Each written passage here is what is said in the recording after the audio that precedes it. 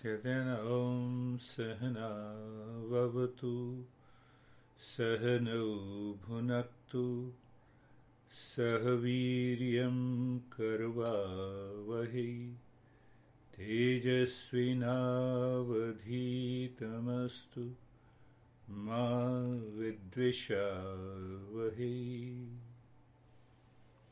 तो ये जो कहते हैं ना सहना ववतु, तो उसमें मेन मुख्य बात आती है कि भाई हमारी रक्षा करें,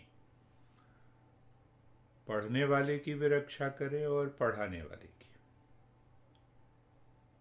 है ना। तो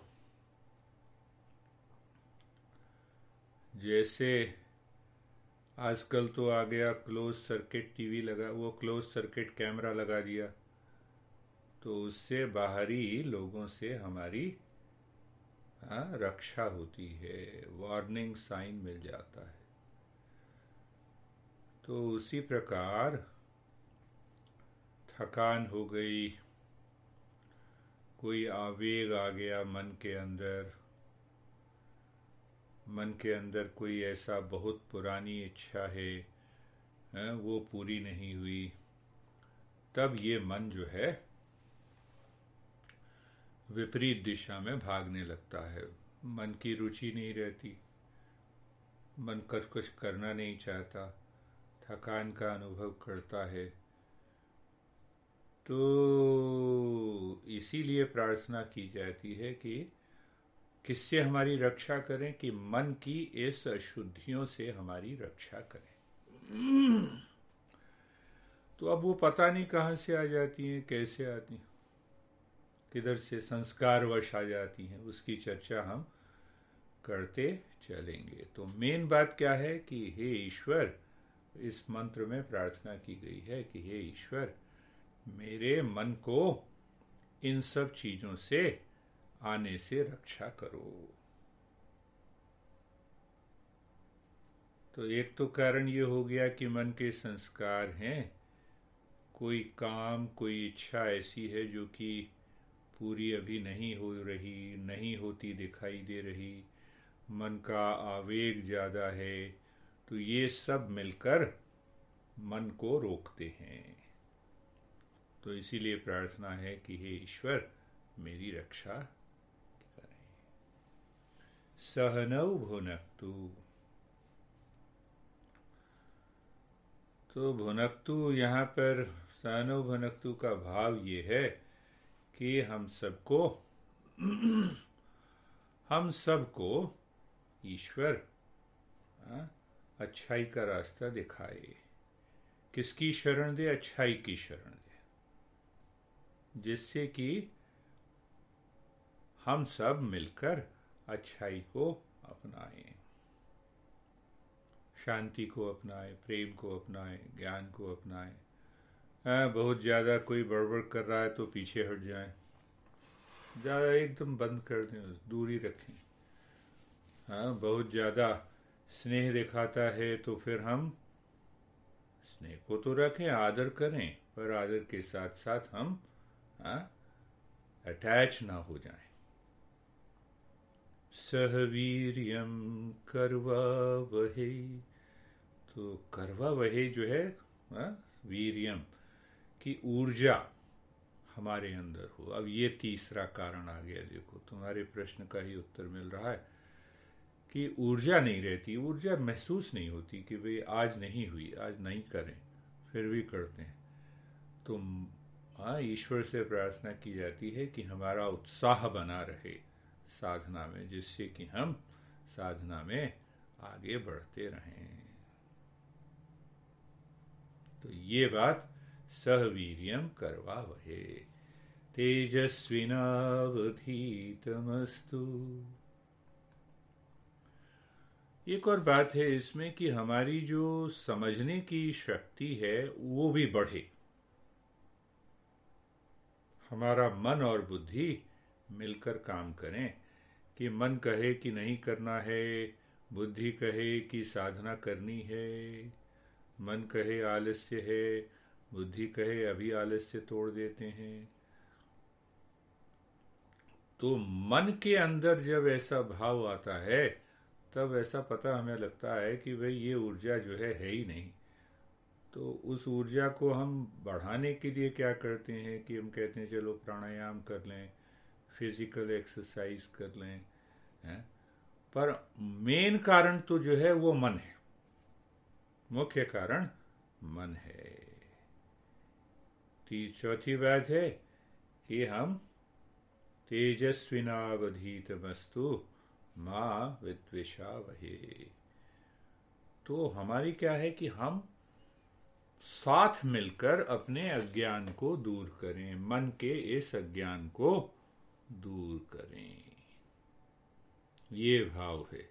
एक भाव और बड़ा मुख्य है, उसमें कहा है कि विद्विषावहे, कि किसी प्रकार की ईर्ष्या ना हो। कौन ज्यादा जानता है, कौन कम जानता है, कौन गलत जानता है, ईर्ष्या ना हो। पर ईर्ष्या का यह मतलब नहीं कि अगर कोई कमी है तो हम उसके बारे में चर्चा ना करें। चर्चा उसके बारे में भी करें जिससे कि हम उसको दूर कर सकते हैं। तो हमारी सारी परंपरा है, गुरुदेव बार बार वो कहते थे कि संस्कृति, सुसंस्कृत होना। अब देखो, संस्कृति संस्कृत से ही बना है, संस्कृत भाषा हम कहते हैं। तो यहाँ पे जो दूसरा शब्द है इसमें कृत, कृत का मतलब होता है चमकाना, करना। कृत का मतलब ये कर्म करना, और सम का मतलब ये है अच्छे ढंग से करना। तो कोई भी काम हम करते हैं तो अच्छे ढंग से करते हैं। तो अच्छे ढंग से करने में कौन बाधा देता है? हमारा मन। फिर वही बात आ गई, देखो। तो हम बार बार उस पर विचार कर रहे हैं। तो संस्कृति, तो संस्कृति का मतलब ये है, जैसे एक देखो ना कि वो सोने का बिस्कुट है, उसको चमका, उसको हार बनाना है, तो वो भी संस्कृति में आएगा कि कौन सा डिज़ाइन का बनाना है, कितने भार का बनाना है। तो ये भी संस्कृति में आ गया। तो उसमें क्या करते हैं कि उस सोने के बिस्कुट को पिघलाते हैं, पिघलाने के बाद सांचे में डालते हैं जिस तरह का हार बनाना है। फिर बन गया, उसकी फिर शाइनिंग कर देते हैं कि कहीं कुछ टूटा तो नहीं है। हाँ, उसी प्रकार हमें अपने जीवन को संवारना होता है। कुछ चीज़ें हैं जिसको जीवन से हटानी होती हैं, कुछ चीज़ें हैं जिनको बाहर से लाना होता है, कुछ चीज़ें हैं जो कि हमें अपने अंदर से, मन के अंदर से, उसको मन के अंदर से उसको उभारना होता है। तो जब मन जो है इस दिशा में कार्य करने लग जाता है तो फिर ये जो प्रश्न किया था कि कभी कभी ऐसा होता है कि मेरा मन जो है करने की इच्छा नहीं करता पर फिर भी कर रहा हूं, ये साधक के लक्षण है। मन तो कहेगा ही, मन की आदत है कि कहना है कि नहीं करना है, पर फिर भी अगर हम करते रहें तो एक तो सॉल्यूशन यही है, एक तो उत्तर वही है कि मन नहीं कह रहा है करने को, तो करते रहें, करते रहें।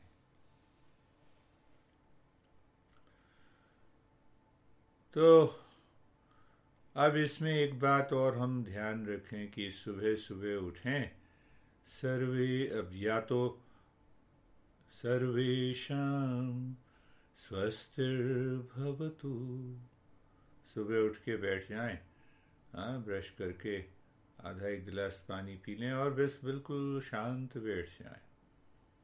शांत बैठने के बाद सबसे पहले मन के अंदर विचार आए, सर्वेषां स्वस्तिर्भवतु, सर्वेषां शांतिर्भवतु, सर्वेषां पूर्णं भवतु, सर्वेषां मंगलम भवतु। स्वस्तिर्भवतु, सभी की कामना, हमारी शुभ की कामना हो। शांति की, मेरे अंदर शांति उतर रही है। तो जब हम कहते हैं ना सर्वेषां शांतिर्भवतु, तो मन के अंदर ये भाव हो, देखें कि मेरे अंदर शांति उतर रही है, मेरे अंदर स्वस्तिर का भाव है। पूर्णम भवतु, देखो पूर्णम का मतलब यह है कि जो पूर्ण है उसके अंदर ना तो कुछ डाला जा सकता है, ना उससे कुछ निकाला जा सकता है। तो पूर्ण हूं मैं। पूर्ण कैसा हूं? जो ब्रह्म मेरे अंदर है, जो ईश्वर मेरे अंदर है, वो पूर्ण है। इसीलिए ये पूर्णता मुझे महसूस हो रही है। और मंगलम भवतु, तो स्वास्थ्य की कामना, शांति की कामना और पूर्णत्व की कामना, तीनों मिलकर जो बनाते हैं ऑस्पिशियस मंगल कामना, तो जीवन का प्रतिक्षण मंगलमय हो जाता है। अब ये सोचो कि ये बात क्यों कही? ये बात इसीलिए कही कि हमारे संस्कार जागृत हो जाते हैं जब हम जागृत अवस्था में रहते हैं।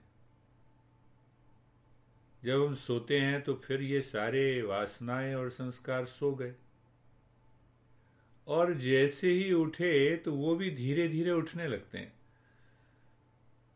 तो उठते ही अगर हमने ये कामना दे दी, मंगल की कामना, शांति की कामना, पूर्णत्व की कामना, स्वास्थ्य की कामना हमने अपने मन के अंदर बना दी, तो मन जो है वो फिर भागेगा नहीं पुराने संस्कारों में। तो सुबह उठते भी यही कर कहा और रात में सोते समय भी वही कहा। सर्वेषां, 5-2-4 मिनट दोनों मिलके बैठ गए, पति पत्नी मिलके बैठ गए तो और बढ़िया। सर्वेषां स्वस्तिर्भवतु, फिर मौन हो गए चुपचाप, और फिर देखा कि मन जो है, मन खींच रहा है उस स्वस्तिर को। मेरे सिर के अंदर प्रवेश किया और प्रवेश करते करते पूरे शरीर की कोशिकाओं में बह गया। भाई विचार से ही तो कामना होती है ना। कोई विचार है, विचार ने ही तो कहा है कि मेरा मन नहीं कर रहा, तो हम उसकी जगह अब ये विचार ला रहे हैं, सर्वेषां स्वस्तिर्भवतु, सर्वेषां शांतिर्भवतु। तो एक बार मन में कहा और फिर देखा, या कहते हुए ये देखा कि वो शांति हमारे सिर के ऊपर से अंदर आ रही है और हर एक कोशिकाओं में बह रही है। फिर फर्क नहीं लगा, फिर दोबारा कह दिया, सर्वेषां शांतिर्भवतु। मुझे बड़ा प्रिय लगता है, मेरे सामने मैंने उनको भी रखा हुआ है, महर्षि अरविंद को। तो महर्षि अरविंद कहते थे कि जो हमारा ये सिर की चोटी वाला स्थान है, उसके 4 या 6 इंच ऊपर जो परम शांति है वो यहां निवास करती है। तो जब हम कहते हैं सर्वेषां शांतिर्भवतु, या कहते हैं ओम शांति शांति शांति, तो ये शांति यहां से नीचे की ओर बहने लगती है। तो मेन क्या है, सुबह उठते समय और सोने से पहले हमने किया, और फिर 5-7 मिनट का काम। तो मन जो है फिर वो पुराने संस्कारों को जागृत नहीं करेगा सुबह उठते समय, और साधना में सफलता मिलेगी। तो हम चर्चा कर रहे थे, तो चर्चा मन की दिशा को कैसे बदलना है, मन की दिशा को कैसे बदलना है। तो सबसे पहले हमने संस्कार की संस्कार का मतलब यही है कि मन के अंदर जो चाहिए उसको बार बार लाना, मन को नहीं चाहिए, मन में जो नहीं चाहिए उसको बाहर हटाना, उसको बाहर हटाना। और धीरे धीरे किसी भी मंत्र के द्वारा, अगर मंत्र भी नहीं करना है तो शांति शांति शांति, जैसे कि वो शांति उतर रही है। सुबह का एक प्रयोग और हो सकता है मन की दिशा को बदलने के लिए कि हम बैठ जाएं, बैठने के बाद कल्पना करें कि सूर्य की जो किरणें हैं वो किरणें हमारे सिर के चोटी वाले स्थान से अंदर प्रवेश कर रही हैं और प्रत्येक कोशिका को जगा रही हैं, जिससे कि हम अपने जीवन का उद्देश्य प्राप्त कर सकें। तो वो सूर्य को अर्घ देने की जो बात है वो इस भाव से, अर्घ ना भी दें तो अगर घर में बैठे हुए अगर इस बात का हम प्रयोग करें तो तुरंत जो है हमारे एकदम जो है मन के अंदर सुबह उठते ही पहला भाव यही आएगा कि हमें ध्यान में जाना है, हमें ध्यान में है। एक और बात यहाँ पर है, बिजली का बिल। देखो सरकार कहती है भी हम सब कुछ आपके लिए कर रहे हैं, कर तो रहे हैं, पर बिजली का बिल भी हमें देना पड़ता है, हाउस टैक्स भी देना पड़ता है जी, रोड टैक्स भी देना पड़ता है, कार का भी टैक्स है। कोई ऐसी चीज नहीं है कि हमें बिल ना देना पड़े। पर ईश्वर कहें या प्रकृति कहें, ईश्वर को नहीं मानते हैं तो हम प्रकृति कहें,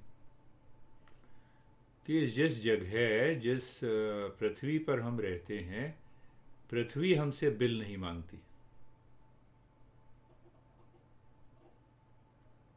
तो मन की दिशा को बदलना है।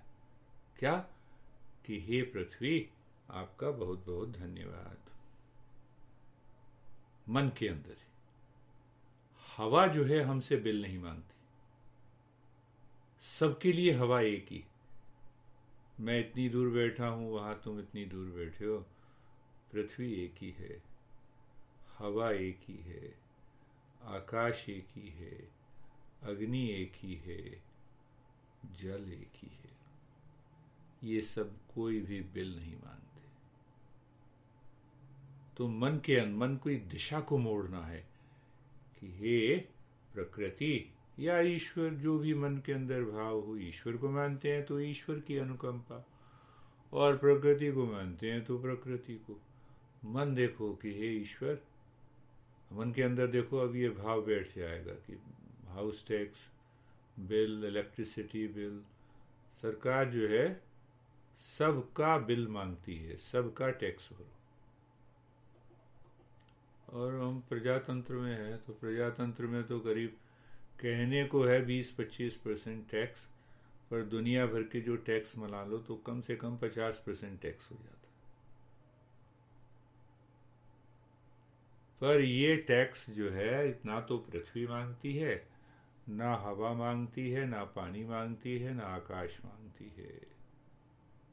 तो बस कुछ नहीं, सुबह उठे और पृथ्वी को मन ही मन नमस्कार किया। क्यों? क्योंकि आपकी कुछ मांग नहीं है, आप दे ही रहे हो, आपका धन्यवाद। तो मन में जब हम इस तरह के विचार करते हैं तो भाव बदल जाता है। भाव बदलने से हमारे शरीर की सारी कोशिकाओं में ऊर्जा का संचार हो जाता है कि सब पूरी प्रकृति मेरे साथ है और मैं साधना करता रहूं, मैं आगे बढ़ता रहूं। तो हमारे शास्त्रों में हमारे गुरुओं ने इस तरह की बात की है। तो ये तीसरा प्रयोग हो गया। तीसरा प्रयोग हो गया। अब और हम इसी को पकड़ते हैं। हाँ, तुमने सुना होगा ना कि हम कहते हैं कि 4 युग हैं। सतयुग, द्वापर युग, सतयुग, त्रेता युग, द्वापर युग और कलयुग। तो कलयुग हम कहते हैं, ये कारण भी बता रहा हूं और समाधान भी बता रहा हूं। तो कारण जब हम समझ लेंगे तो समाधान भी निकलेगा कि मन इस तरह से क्यों भागता। तो देखो हमारे शास्त्रों में 4 युग की बात की है और बड़ी लंबी चौड़ी बात की है कि सतो युग इतने करोड़ों अरबों साल का होता है जी। फिर द्वापर और त्रेता और कलयुग के भी अलग अलग है ना कि बहुत सारे, हाँ, इतने सालों तक है। हमारा सारे पंडित लोग बताते हैं कि आजकल कलयुग चल रहा है, तुम ये करो, तो वो भी तो कलयुग में ही रह रहा है, ये करो। तो इसको समझना है गहराई से कि आखिर हमारे जो पुराने ऋषियों का इशारा कहाँ है।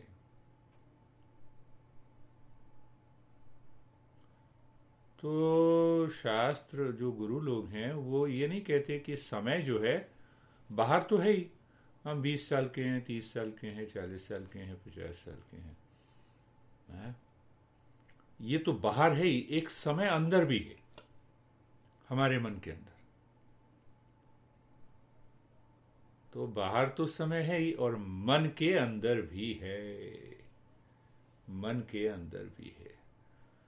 तो मन के अंदर जो है उसको हम कैसे समझ सकते हैं, उसको हम कैसे समझ सकते हैं? सतयुग के द्वारा। हाँ, सतयुग, त्रेता, द्वापर और कलयुग।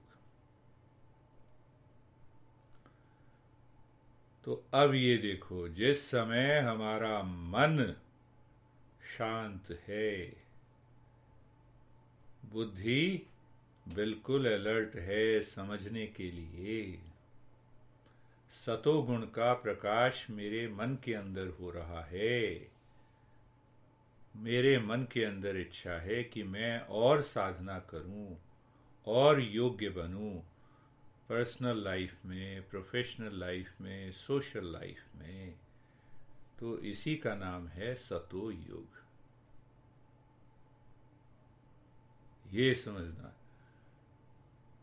तो कोई क्रोध में है तो बस अब ये देखना है कि ये कलयुग में आ गया, इसका मन कलयुग में चला गया, ये समझना।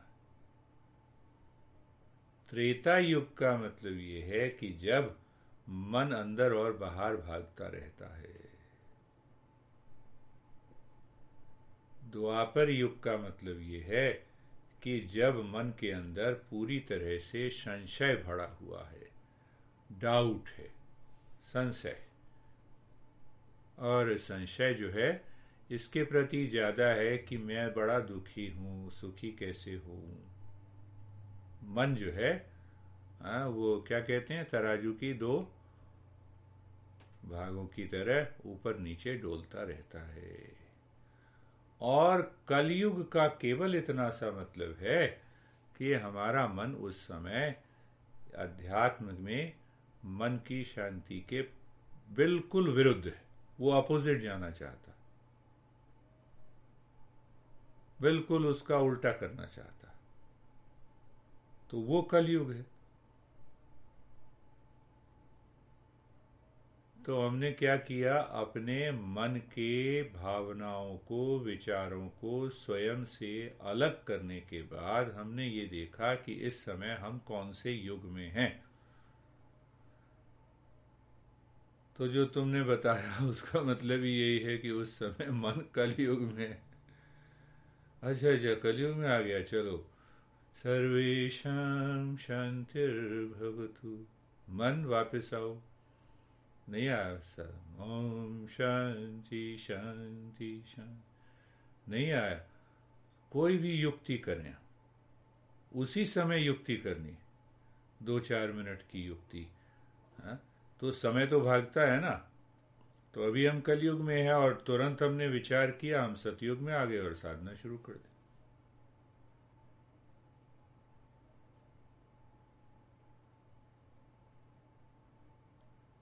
तो हम क्या करते हैं, हम पुस्तकें पढ़ते तो हैं पर उसका हम गहराई से अर्थ नहीं समझते। हमें क्या लेना देना 5 अरब साल का सतयुग, हमें क्या लेना देना। हाँ, अगर हिस्ट्री में कोई पीएचडी कर रहा है तो वो करे अपना, 5 लाख साल कहे, 5,000 साल कहे, 500 साल कहे, हमें क्या मतलब है।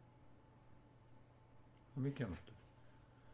तो पीछे जो उसका भाव है हमारे गुरुओं का, वो भाव ये है कि ये सतो युग है। क्या मैं इसमें सतयुग युग में हूं? मन प्रसन्न है, किसी के प्रति वैर भाव नहीं। इसीलिए मैंने शुरुआत की थी, ओम सहनावतु सहनौ भुनक्तु सह वीर्यं कर्वावहै तेजस्विनावधीतमस्तु मा विद्विषावहै। देखो अब दोनों को जोड़ो। तो मन को हमेशा सतयुग में रखना है। इस समय मन शांत है, कोमलता है, दूसरों को सहायता करने की इच्छा है, या उल्टा इसका, दूसरों से केवल सब कुछ खींचने की ही इच्छा है, दुखी करने की इच्छा है, तो हम कलयुग में हैं। इससे मेरा लाभ होगा। लाभ उससे नहीं होगा कि सतयुग कितने साल का है, द्वापर कितने साल का है, त्रेता कितने साल का है। तो मन में जब संशय भरा हुआ है, दुखी है, द्वंद है, मन जो है पूरी तरह से कहता कुछ नहीं होगा, बहुत कुछ करके देख लिया, तो उस समय वो त्रेता युग में है। मन कभी अंदर जाता है, कभी बाहर जाता है, कभी नावाडोल है, अस्थिरता है, तो त्रेता युग में है। और जब शांत है तब जाकर वो सतयुग में। तो देखो कितनी युक्तियां हमने मन की दिशा को बदलने के लिए, ये छोटी छोटी युक्तियां, कोई बहुत ज्यादा इसमें परिश्रम नहीं करना पड़ता। मन को दिखाना पड़ता है कि ये रास्ता है। वासना कहती है ये रास्ता है, संस्कार मेरे पुराने हैं, वो ये कहती है ये रास्ता है, जिससे कि हम दुखी हो जाते हैं। तो संस्कारों के ऊपर जाकर हमने कहा संस्कारों को मॉडिफाई करना है, शाइनिंग करनी, दिशा दिखानी, ट्रिमिंग करनी। जैसे कि पौधा बाहर बड़ा हो जाता है तो वो आता है हर एक महीने, सारी टहनियों को वो से को काट छांट के गोलाकार आकृति में बना देता है पौधों। तो बड़े हल्के में लेना है कि आज मन के अंदर ये भाव आया, अच्छा अच्छा ये तो संस्कार, इसकी ट्रिमिंग कर देते हैं। सर्वेशाम शांतिर्भवतु। मन कह रहा है, फिर वहां जा रहा है, डावाडोल हो गया ना त्रेता में, अंदर बाहर जा रहा है, ठीक। फिर एक बार करते हैं ओम शांति शांति शांति। तो ये जो बड़े बड़े गुरु थे वो भी तो यही करते थे जब तक पूर्णता को नहीं पहुंचे, जब तक उस स्टेज में नहीं पहुंचे तब तक वही करते थे। तो मैं कई बार गुरुदेव के पास, तुम सबको भी सौभाग्य मिला, तो मैं तो कई बार 3 बजे पहुंच जाता था, वो 2 बजे अपना नहा धो के बैठ जाते थे। तो मैं उनके पूरे शरीर से मेरे को आवाज आती थी सोहम, जैसे उनका शरीर ही बोल रहा। तो मैं बार बार उनकी होठों की तरफ देखता था, तो होंठ हिलते नहीं थे। हाँ, बिल्कुल शेर की तरह बैठे हुए हैं अपने कमरे में, सोहम ऐसे पूरी गूंजती थी आवाज। तो मैंने पूछा, ये कहते हैं हाँ ये होगा कि सुबह सुबह उठते ही अब जो है मन की ये आदत बन गई सतोयुग में जाने की, सोहम। वो अपने उनके पूरे शरीर से ही प्रकंपन होता था। तो हम उस अवस्था को भी पा सकते हैं कि सुबह सुबह एक दिन भी अगर नागा छूटे नहीं, तो कुछ महीनों के बाद हमारे अंदर वो भाव इतना गहरा हो जाएगा कि सुबह उठे तो मन में सबसे पहले वही भाव आएगा। तो मन में जब वही भाव आएगा तो संस्कार जो है कलयुग में हम पहुंचेंगे नहीं, कलयुग में हम जा ही नहीं सकते, मन उसका विरोध कर ही नहीं सकता। तो सुबह उठते उठते और रात में सोते समय, तो उसके बाद एक अवस्था ऐसी आ जाती है कि मन वो भाव बना लेता। भाव अंदर से जब आता है, प्रकट होता, वो भी तो संस्कार है। तो एक अच्छे संस्कार हैं, एक बुरे संस्कार हैं। आज मन नहीं कर रहा, ये भी संस्कार है। आज मन बहुत अच्छा कर रहा है, ये भी संस्कार है। तो उन संस्कारों को बदलने के लिए ये कुछ एक युक्तियां हैं। और फिर आते हैं कि जितने भी हम कर्म करते हैं, कर्म जितने भी हम करते हैं, उन कर्मों के पीछे संस्कार है। तो जैसे कि हमने पहले समझा कि कर्म करने जाएं तो नित्य कर्म करें, कि हमने कर लिया, समझ लिया था ना, नित्य कर्म और नैमित्य कर्म। हाँ हाँ हाँ, ये समझ लिया था हम सब ने। तो नित्य कर्म और नैमित्य कर्म में दो बातें हमने सीखी कि हमारे मन के अंदर ये भाव ऐसा है कि मुझे इसका फल मिलना चाहिए, जो फल मैंने सोचा है। और फल मिलने के पीछे क्या है? अहंकार है, कर्ता है, कि मैं ये कर रहा हूं, मैं ये कर रहा हूं। हम सब बड़े अच्छे हैं। धनवान जो लोग हो जाते हैं बहुत जल्दी, उनके मन के अंदर से ये अहंकार बिल्कुल नहीं जाता कि मैंने धन कमाया है। बड़ा मुश्किल। और एक बहुत गरीब जो है, उसके अंदर से ये अहंकार नहीं जाता कि मैं गरीब हूं, ये भी अहंकार। तो सुबह उठते ही संस्कार में ये भाव आती है कि मैं गरीब हूं, तो कैसे प्रगति कैसे होगी जीवन में? तो दोनों के मन के अंदर इच्छा रहती। तो धनी के मन के अंदर इच्छा ये रहती है कि इतना धन कमाया है, इसको मैं सेफ कैसे रखूं, इसकी सुरक्षा कैसे करूं, भय है। और गरीब के अंदर का अहंकार है, उसको भय है कि आज का खाना मिलेगा नहीं मिलेगा। तो इसी कारण जो है दोनों दुखी, इसी कारण दोनों दुखी रहते हैं। तो इसीलिए हमने पहले जो समझा था कि मन के अंदर जो संस्कार हैं, वो जैसे ही हम कोई कर्म करने लगे तो मन में सोचो ना कि नहीं, इसके प्रति मुझे फल की इच्छा की नहीं सोचनी है। क्या सोचना है? मुझे ये सोचना है कि ये जो कर्म मेरे हाथ में आया है, मैं इसको अच्छे से अच्छा कैसे करूं। तो ये हम क्या कर रहे हैं? हम संस्कार बना रहे हैं मन के अंदर। बार बार हम जैसे ही कोई काम, किचन में गए, चाय बनानी है, बहुत बढ़िया चाय पर ध्यान, चल रहे हैं, चलने पर ध्यान। तुमने सुना होगा, याद होगा तुम्हें, गुरुदेव कहते थे हमेशा, सावधानी ही साधना है। तो गुरुदेव ने सिखाया, मैं वही बोल रहा हूं। तुम्हें याद होगा, कहा होगा, कहते थे, बार बार कहते थे, सावधानी ही साधना है। पहले नहीं समझ में आता था। तो उस सावधानी के पीछे ये है कि मेरा मन कहाँ है। कोई भी कर्म करते हुए फल की इच्छा है, हटा दो, कि मैं इस कर्म पर अपने ध्यान को रखूंगा। और दूसरी बात, अहंकार नहीं है, कर्म का अहंकार नहीं। क्यों नहीं है, इसकी हमने चर्चा की थी, और इसी पर फिर हम समाप्त करेंगे कि देखो, उदाहरण लो कि हमारा मन किसी वस्तु की ओर आकर्षित हुआ इंद्रियों के द्वारा, सेंस ऑर्गन के द्वारा।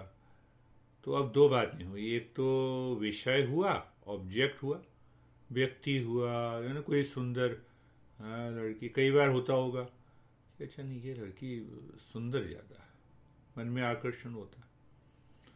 तो इंद्रियों के द्वारा आकर्षण हुआ, और मन जो है, मन ने कहा कि ये सुंदर है।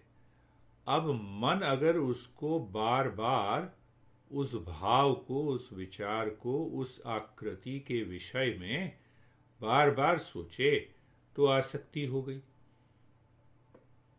उसी को आसक्ति कहते हैं, उसी को अटैचमेंट कहते हैं।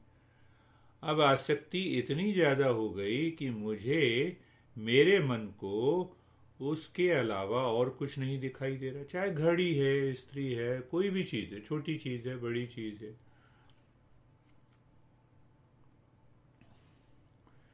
तो इस आकर्षण से मन के अंदर एक भ्रम पैदा हो जाता है। कौन सा भ्रम? कि शांति, प्रसन्नता, आनंद उस व्यक्ति, उस वस्तु में है। उस व्यक्ति, उस वस्तु में है। इस भ्रम के कारण हम कर्ता बन जाते कि नहीं, मुझे उसको पाना है। देखते हैं ना फिल्मों में, शेरी फरहाद और लैला मजनू। तो लैला मजनू जब थे, मजनू को बुलाया, बड़ा फटे हाल रास्ते में राजा ने बुलाया उसको। कहते हैं भाई, मैंने तुम्हारी लैला को देखा है, वो इतनी बदसूरत है, मैं तुम्हारे लिए, तुम अच्छे युवक हो, बुद्धिमान हो, मैं तुम्हें एक अच्छे से अच्छी लड़की से ब्याह करा देता हूं।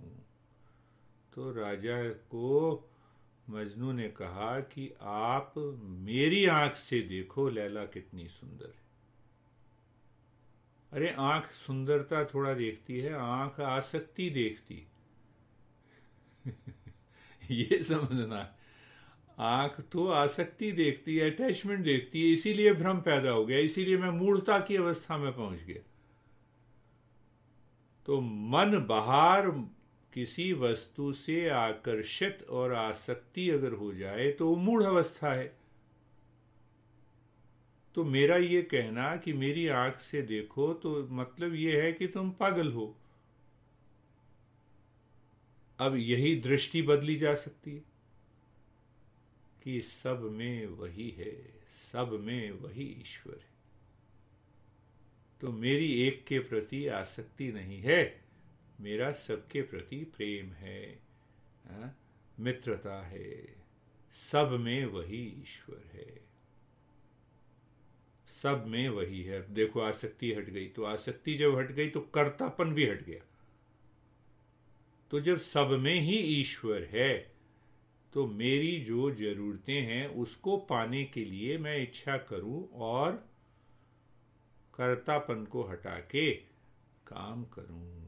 तो कर्तापन जब हट जाएगा, तो कर्तापन, अब दूसरी तरह से समझने की बात क्या है कि ये जो कर्तापन है, ये सोचें जरा, मनन करो, क्या मैं करता हूं, क्या मैं बोल रहा हूं। यही उदाहरण लो, क्या तुम सुन रहे हो? तो बोलना कहां से हो रहा है? होठों से, जीभ से। जीभ ही तो बोलती है, शब्द का निर्माण वहीं से तो होता है, वहीं से अभिव्यक्ति होती है। तो क्या मैं जीभ हूं? नहीं हूं। तो मैं कहां से बोल रहा हूं? क्या मैं कंठ हूं? नहीं हूं। तो मैं कहां से बोल रहा हूं? मैं कर्ता कैसे हो गया? क्या मैं मन हूं? नहीं हूं। मन भी तो नहीं हूं, कंठ भी नहीं हूं, जीभ भी नहीं हूं, शरीर भी नहीं हूं, तो फिर मैं कहां से, मैं कर्ता कैसे हो गया? ये विचार करना पड़ेगा, इस पर बार बार सोचना पड़ेगा। तो जब हम इस पर विचार करते हैं तो अंदर का जो कर्तापन है, जो भ्रम से पैदा हुआ है, वो ढीला हो जाता है इतने विचार करने से। तो जब ये ढीला हो जाता है, तब एकदम मन खाली हो गया। मन कहां पहुंचा? सतोयुग में पहुंच गया। अहंकार और फल की इच्छा अगर मन के अंदर रहेगी तो ये कलयुग वाला मन है। अभी मन हमारा, अब हम कलयुग में प्रवेश कर गए। और अगर हमारा मन शांत है, अब हम शांति में कार्य कर रहे हैं, शांति में सुन रहे हैं, शांति में जो भी कार्य है उसको कर रहे हैं, प्रेममय कर रहे हैं। तो अगला सूत्र जो है हम समझेंगे कि किस प्रकार इन सारे कर्मों को, फिर भी मन हमारा बार बार कहता है कि भाई आखिर कुछ भी हो, आप कुछ भी कह लो, भ्रम कह लो, कुछ भी कह लो, पर अंदर तो एक भाव ऐसा मेरे अंदर बना हुआ है कि मैं करता हूं।